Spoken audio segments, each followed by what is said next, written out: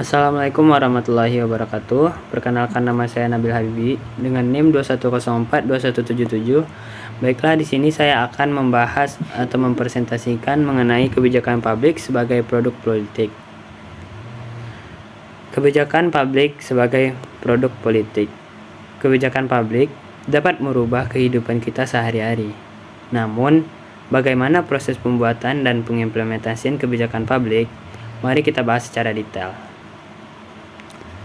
Yang pertama yaitu, apa itu kebijakan publik? Definisi kebijakan publik.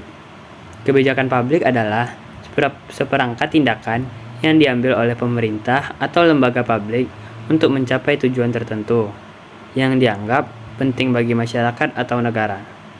Kebijakan publik mencakup rencana, keputusan, dan langkah-langkah yang diambil untuk menanggapi masalah atau peluang tertentu yang memerlukan perhatian dan tindakan pemerintah.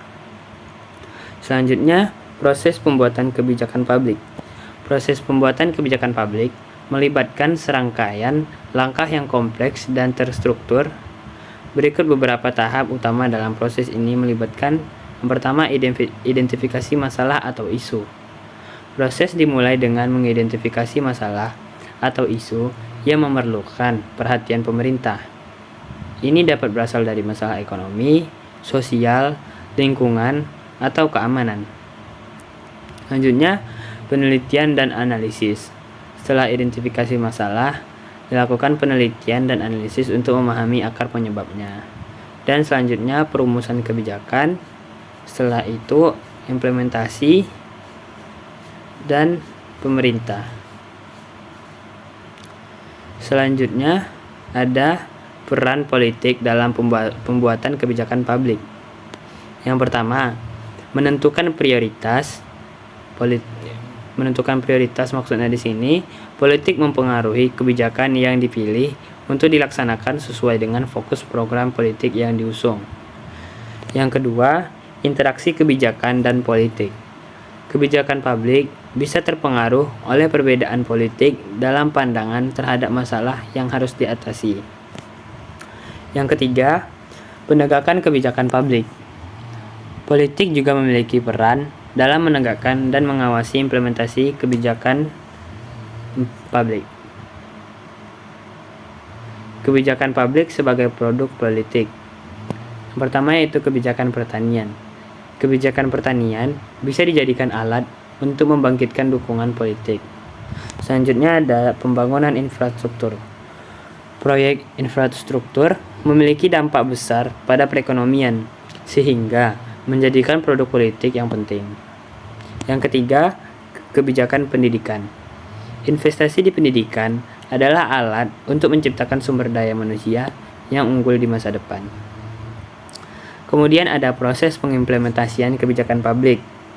Yang pertama yaitu dari peran pemerintah. Pemerintah harus menjamin pelaksanaan kebijakan publik sesuai dengan yang direncanakan. Yang kedua, peran masyarakat. Masyarakat harus dilibatkan dalam proses pengimplementasian, sehingga kebijakan dapat mencapai tujuan yang diharapkan. Yang ketiga, proses monitorisasi dan evaluasi. Ini perlu dilakukan untuk mengetahui sejauh mana kebijakan dan tujuan yang diharapkan dapat diimplementasikan dengan seefektif mungkin. Selanjutnya ada evaluasi kebijakan publik. Kriteria evaluasi kebijakan publik. Yang pertama ada efektivitas, efisiensi, akurasi, dan partisipasi masyarakat. Kemudian ada metode evaluasi kebijakan publik. Yang pertama ada evaluasi ex ante, yang kedua ada evaluasi ex post, yang ketiga ada monitoring evaluasi, dan yang terakhir ada evaluasi berbasis sistem. Selanjutnya ada pentingnya partisipasi masyarakat dalam kebijakan publik. Yang pertama, memastikan fokus pada masalah yang dihadapi masyarakat. Partisipasi masyarakat dapat membantu pemilihan kebijakan yang sesuai dan mampu menyelesaikan masalah yang dihadapi. Yang kedua, meningkatkan kredibilitas dan kepercayaan. Partisipasi masyarakat dapat meningkatkan kredibilitas kebijakan dan memberikan kepercayaan publik untuk mendukung pelaksanaan kebijakan. Yang ketiga, mendorong inovasi. Partisipasi masyarakat yang terlibat dalam pembuatan kebijakan juga dapat menciptakan terobosan baru dalam menanggulangi masalah yang dihadapi.